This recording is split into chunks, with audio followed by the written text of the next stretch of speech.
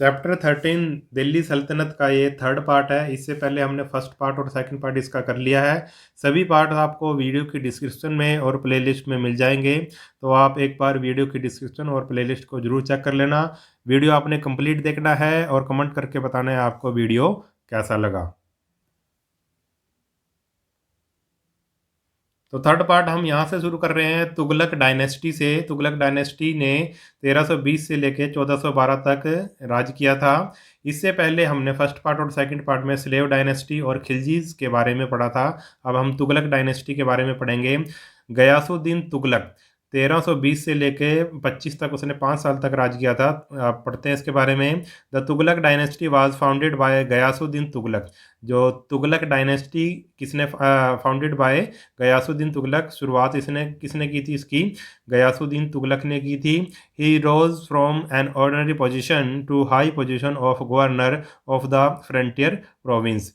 वो आप ये कह सकते हैं वो एक छोटा मामूली सा एक सैनिक था, ऑर्डिनरी पोजीशन थी उसकी सेना में। फिर उसके बाद वो धीरे धीरे हाई पोजीशन पे चला गया और गवर्नर बन गया फ्रंटियर प्रोविंस। प्रोविंस यानी कि कोई आप कह सकते हैं जैसे कि डिस्ट्रिक्ट होते हैं, उसी तरह से प्रोविंस होता है। फ्रंटियर प्रोविंस का वो गवर्नर बन गया।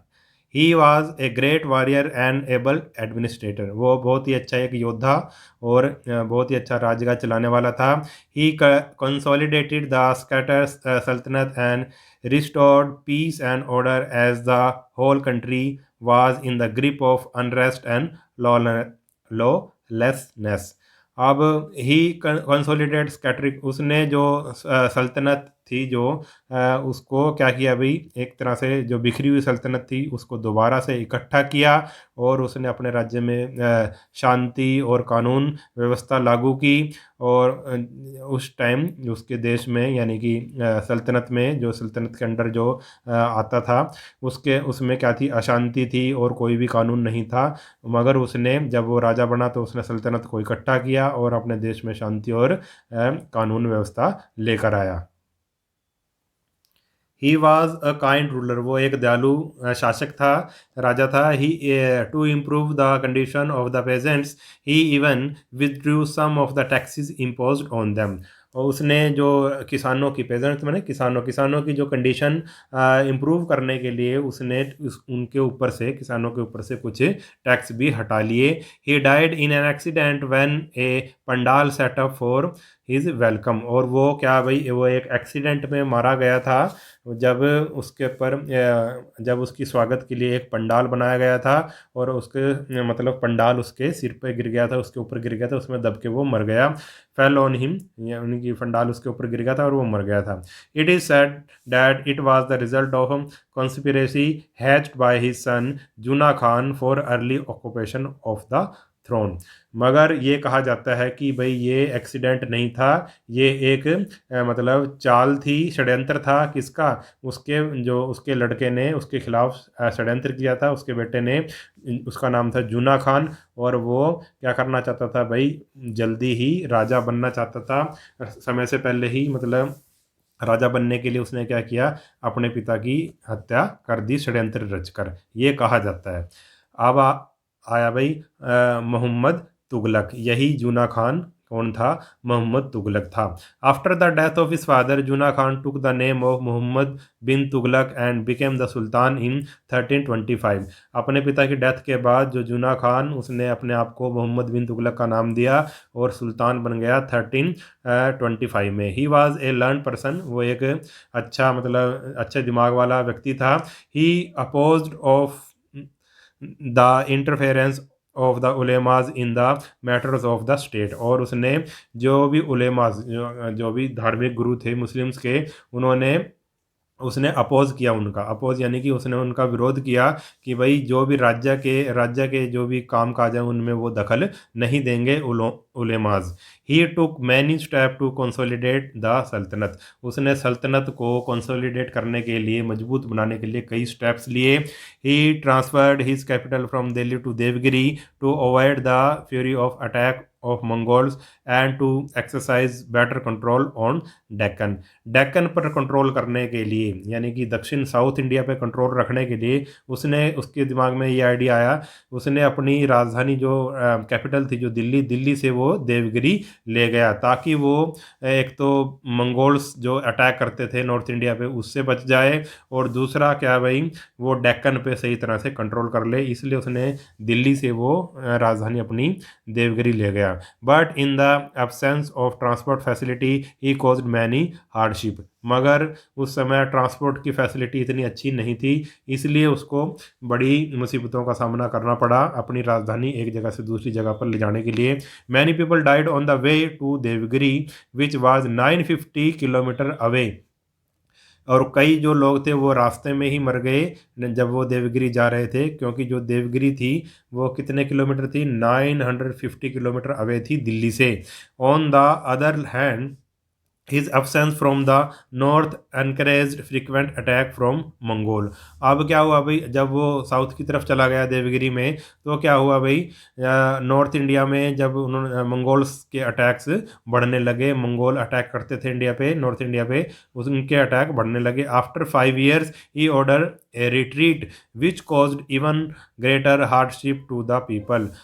5 साल के बाद उसने अपना जो निर्णय है वो बदल दिया। दोबारा से उसने क्या कहा भाई, नहीं अब देवगिरी राजधानी नहीं रहेगी, दोबारा से उसने दिल्ली को राजधानी बना दिया, which caused even greater hardship to the people. और फिर लोगों को उससे भी ज़्यादा परेशानी उठानी पड़ी। Delhi once again become the capital of the sultanate. और दिल्ली को दोबारा से उसने अपनी राजधानी बना दिया सल्तनत की। Mohammad Tughlaq wanted to increase the military power to conquer more and more territory and cover the loss of all previous project। जो मोहम्मद तुगलक था वो अपनी मिलिट्री पावर को बढ़ाना चाहता था, और कि दूसरे राज्यों को वो जीत सके, और अपने जो उसको लॉस हुआ है, जो भी उसने पहले जो आइडियाज़ लगाए थे उसमें जो उसको लॉस हुआ है उसको वो पूरा कर सके। He imposed land tax in the Doab area at 50% of the produce. उसने जो दुआब एरिया था उसमें क्या किया, उसने 50% ऑफ द प्रोड्यूस, उसने टैक्स को, इम्पोज लैंड टैक्स, उसने जो किसानों से जो टैक्स लिया जाता था उसको 50% कर दिया, कि भाई जितना प्रोडक्शन होगी, जितनी फसल होगी उसका 50% देना पड़ेगा। The peasant who had recently suffered due to the widespread famine were stern by the order. और उस टाइम जब उसने ये ऑर्डर दिया कि 50% प्रोड्यूस जमा कराना पड़ेगा, तो उसी टाइम क्या था भाई, किसान क्या रह गए भाई, हैरान रह गए उसके इस निर्णय से, क्योंकि उस समय क्या फैला हुआ था, उस समय क्या था भाई, सूखा पड़ा हुआ था, फसलें बिल्कुल भी नहीं हुई थी।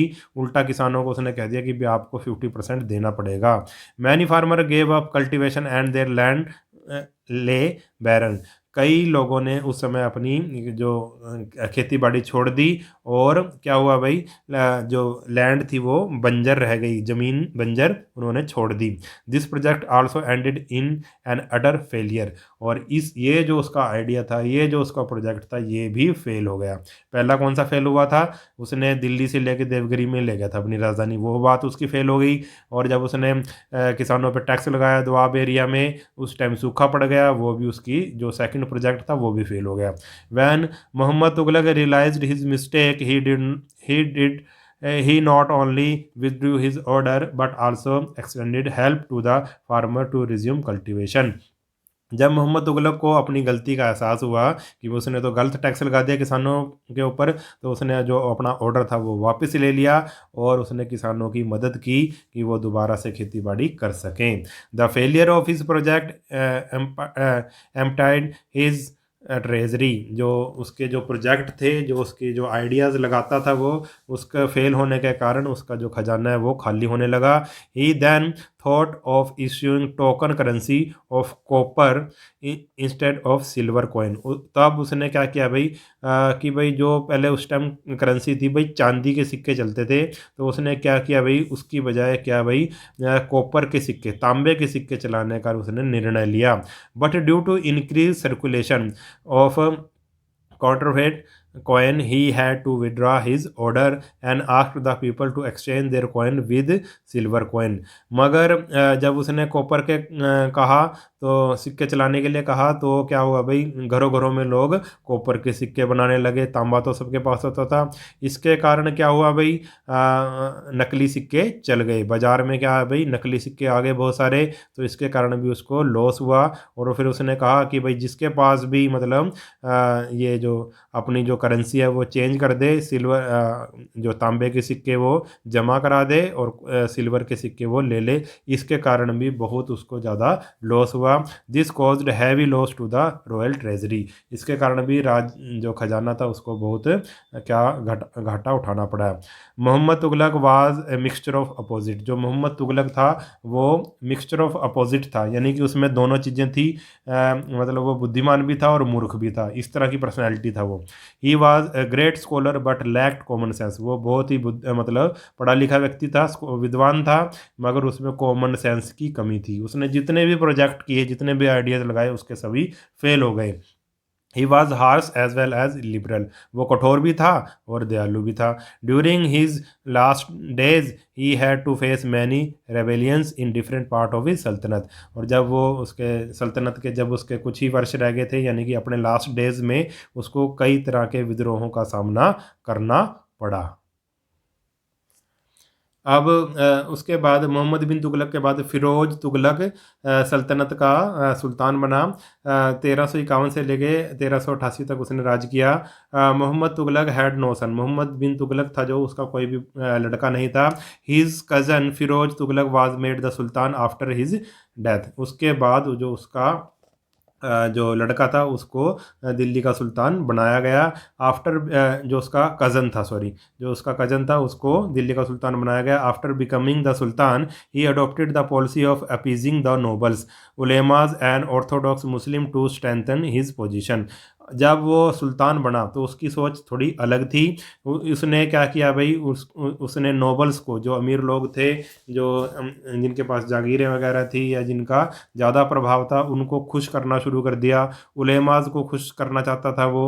और जितने भी मुस्लिम थे, ऑर्थोडॉक्स जो पुरानी सोच वाले मुस्लिम थे, उनको उनको वो एक तरह से खुश करना चाहता था अपनी पोजीशन को मजबूत करने के लिए, कि भाई अगर मैं नोबल्स को, उलेमाज को और जो ऑर्थोडॉक्स मुस्लिम्स हैं, अगर मैं उनको खुश रखूं तो मेरी सल्तनत को कोई ख़तरा नहीं रहेगा।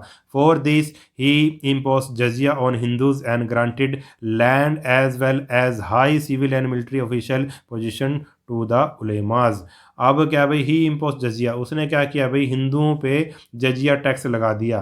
ठीक है, जजिया उस पर लगता था जो मुसलमान, टैक्स उस पर लगता था जो मुसलमान नहीं होता था, यानी कि उनको ज़्यादा, हिंदू लोगों को ज़्यादा टैक्स देना पड़ता था मुसलमानों की बजाय। तो उसने जजिया टैक्स लगा दिया हिंदूज़ पे। और क्या किया भाई, granted land as well as high civil and military official position to the ulemas. और उलेमाज को उसने अपने ज़मीनें दी। ठीक है, और क्या किया भाई, सिविल और मिलिट्री ऑफिशल्स में जितने भी राजकाज के काम और सेना में उसने उलेमाज को बड़े बड़े पोजीशन देनी, बड़े बड़े ऑफिसर बना दिया, बड़े बड़े उसने उनको पद दे दिए। He was a staunch Sunni by faith. वो एक कट्टर सुन्नी मुसलमान था। He consider himself as a servant of God. वो अपने आप को भगवान का जो गॉड सर्वेंट मानता था। He change the policy of Alauddin Khilji and Mohammad Tughlaq of separating religion from administration. उसने अलाउद्दीन खिलजी की और मोहम्मद बिन तुगलक की जो पॉलिसी है उसको बिल्कुल चेंज कर दिया, क्योंकि जो उन दोनों की पॉलिसी क्या थी कि धर्म को राजकाज से दूर रखो। ठीक है, मगर वो क्या ले आया भाई, धार्मिक लोगों को दोबारा से अपने राजकाज में ले आया। उलेमाज को उसने क्या कर दिया भाई, बहुत power they the. He made many reform to redress the grievances that the people had against Mohammad Tughlaq. Mohammad Tughlaq के खिलाफ जितने भी लोगों की जो भी शिकायतें वगैरह थी, उसने उनमें उनको दूर करने के लिए बहुत सारे सुधार किए। ही constructed many canals and tanks. उसने कई कैनाल, कई नहरें और टैंक्स बनवाए। The old tanks were repaired. और जो पुराने जो टैंक्स थे उसने उनको रिपेयर करवाया। Land revenue was reduced and market were open to sell the surplus produce. और लैंड रेवेन्यू है उसको भी क्या किया गया भाई, रिड्यूस किया गया, कम किया गया टैक्स को। और market were open to sell the surplus produce. और जितनी भी जब चीज़ें जब ज़्यादा हो जाती थी तो उसको ओपन मार्केट में बेचने के लिए उसने अलाउ कर दिया। New coins of smaller denominations were also introduced. उसने नए सिक्के बनाए जिनका जो डिनोमिनेशन था वो थोड़ा छोटा था, इनका आप कह सकते हैं जिनका जो आकार था वो छोटा था और जिनकी कीमत क्या थी, कम थी। He open school and gave grant to the scholars to promote literary activity. उसने स्कूल खुलवाए और गेव ग्रांट्स, उसने ग्रांट्स दी, पैसा दिया स्कॉलर्स को, विद्वानों को, कि भाई जो भी लिटरेरी एक्टिविटी है यानी कि जो भी साहित्यिक जो भी एक्टिविटीज़ हैं उनको बढ़ाया जाए, जैसे किताबें लिखना, शायरी करना, इस तरह की जो एक्टिविटीज़ हैं उनको बढ़ाया जाए। He help the poor Muslim. उन्होंने जो गरीब मुसलमान थे उनका हेल्प की। He laid 1200 fruit gardens around Delhi and founded new cities, Hisar, Jaunpur, Firozabad, Firozpur etcetera. उसने 1200 क्या बनाए भाई, फलों के बाग बनवाए दिल्ली के आसपास, और उसने कुछ शहर भी नए बसाए जिसमें हिसार है, जौनपुर है, फिरोजाबाद है, फिरोजपुर है। He got Sanskrit text translated into Persian. और जिसने जो संस्कृत की जो पुस्तकें थी उसको इसमें पर्शियन भाषा में ट्रांसलेटेड करवाया। उसके बाद राजा बना भाई नसरुद्दीन तुगलक 1388 से लेकर 1412 तक, फिरोज तुगलक के बाद। He was the last ruler of Tughlaq dynasty. वो ये तुगलक डायनेस्टी का लास्ट राजा था। During this time Timur Lang invaded India and took away a large amount of wealth.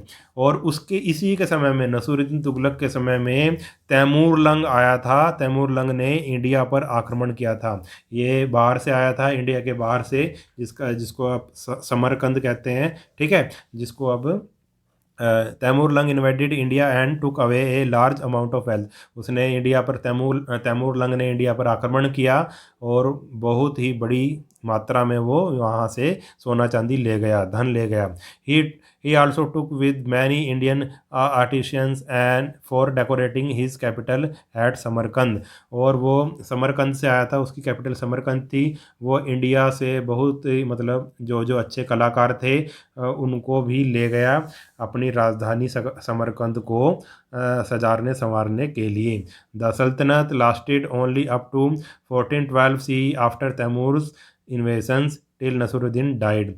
और जो जो ये सल्तनत थी, दिल्ली सल्तनत थी, वो सिर्फ 1412 तक ही चल पाई तैमूर के आक्रमण के बाद। जब नसरुद्दीन की बाद में डेथ हो गई तो उसके बाद सिर्फ 1412 तक ही वो सरवाइव कर पाई। Later it got divided into many small kingdom. उसके बाद वो कई स्मॉल किंगडम में सल्तनत बट गई। Daulat Khan an amir was appointed as the ruler of Delhi.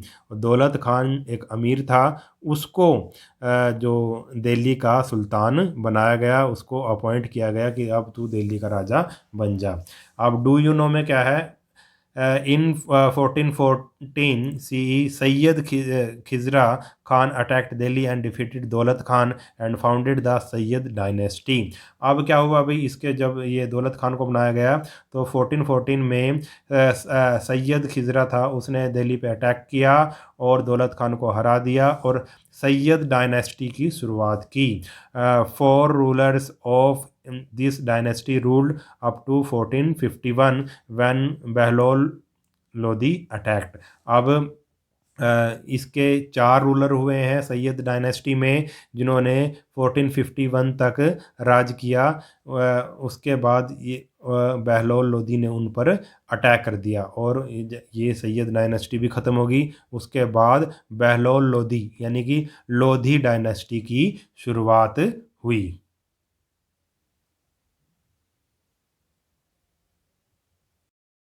अब आगे हम पढ़ते हैं लोधी डायनेस्टी के बारे में। ये डायनेस्टी चली थी 1451 से लेके 1526 सीई तक। बहलोल लोधी था इसका पहला राजा।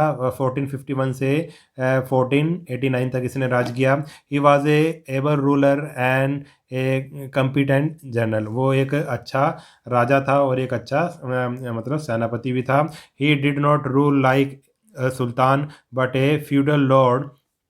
To please his nobles, he declared that he was one among them. वो he did not rule like a sultan, वो सुल्तान की तरह उसने राज नहीं किया, बट ए फ्यूडल लॉर्ड, वो एक सामंत की तरह राज किया उसने।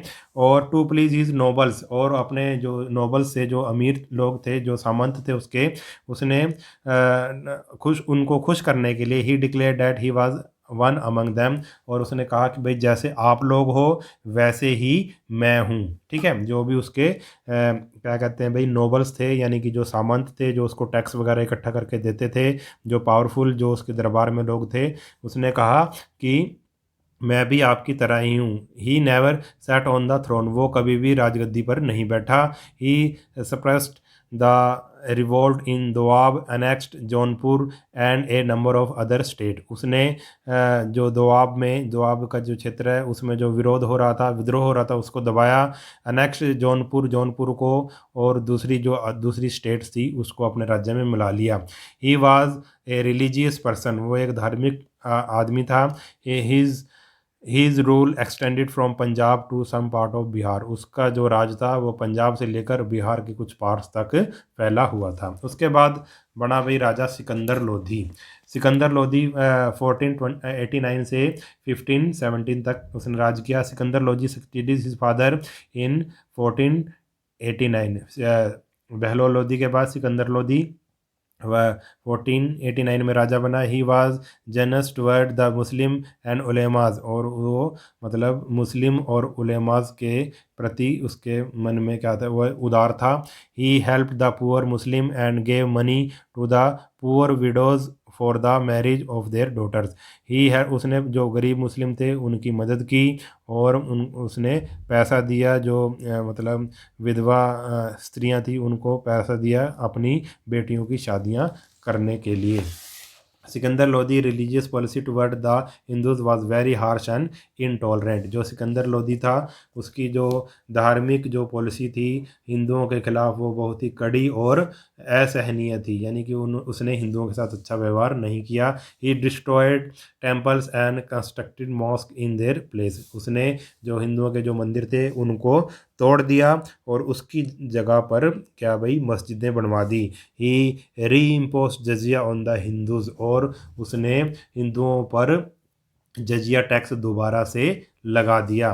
ही founded the new city of Agra in 1506 CE and made it his capital and shifted the centre of power from Delhi to Agra, उसने नई एक सिटी बसाई आगरा 1506 में, और उसने इसको अपनी राजधानी बनाया और अपनी राजधानी को दिल्ली से आगरा में ले गया। उसके बाद बना राजा भाई इब्राहिम लोधी, इसने 1517 से 1526 तक राज किया। He became the sultan after his father Sikandar Lodhi, Sikandar Lodhi के बाद वो सुल्तान बना। He was an intelligent able and brave ruler but had to face many rebellions, वो एक इंटेलिजेंट और ब्रेव रूलर था मगर उसको कई विद्रोहों का सामना करना पड़ा। He fail to subdue Rana Sanga of Mewar, वो राणा सांगा ऑफ मेवाड़ को जो रोकने में वो नाकामयाब रहा। He replaced the old and senior military officer with young and brave officer to strengthen his military power, जो उसकी जो सेना में जो मतलब ज़्यादा उम्र के जो मिलिट्री ऑफिसर थे उसने उनको चेंज कर दिया, और उसकी जगह जो यंग और ब्रेव ऑफिसर्स को उसने अपनी मिलिट्री में स्थान दिया, अपनी मिलिट्री को, अपनी सेना को मजबूत करने के लिए। This displeased many of the old nobles, और इस उसकी हरकत ने कई जो नोबल्स थे, ओल्ड नोबल्स थे, जो पुराने जिनकी उम्र हो गई थी, जो पुराने नोबल्स थे वो क्या भाई जो उसके जो पुराने नोबल से दरबार में वो नाराज हो गए। Daulat Khan the governor of Punjab rebelled and invited Babur the ruler of Kabul to attack India, और दौलत खान जो उसका गवर्नर था, जो पंजाब का गवर्नर था, जो इसी के अंडर था इब्राहिम लोदी के, वो उसने विद्रोह कर दिया और उसने बाबर को बुलाया। बाबर कौन था? काबुल का राजा था, उसको काबुल का शासक था, उसने बाबर को बुलाया कि वो इब्राहिम लोदी के ऊपर अटैक करे। Babur invaded India and met Ibrahim Lodi in the battle of Panipat in 1526, Babur ने क्या किया भाई, इब्राहिम लोदी के ऊपर अटैक कर दिया और पानीपत की लड़ाई में पानीपत के मैदान में दोनों की 1526 ईस्वी में लड़ाई हुई। Babur defeated Ibrahim Lodi who was killed in this battle. Babur ने इब्राहिम लोदी को हरा दिया और इब्राहिम लोदी इस लड़ाई में मारा गया। This marked the end of Delhi Sultanat and the beginning of Mughal rule in India. और इसी के बाद ही जो दिल्ली सल्तनत का क्या हो गया भाई, खात्मा हो गया, ये ख़त्म हो गई और इंडिया में मुग़ल रूल की स्थापना हुई, मुग़ल रूल की शुरुआत हो गई। अब क्या भाई, दिल्ली सल्तनत एक तरह से ख़त्म हो गई और बाबर के बाद यानी कि बाबर ने इंडिया में मुग़ल राज की स्थापना की।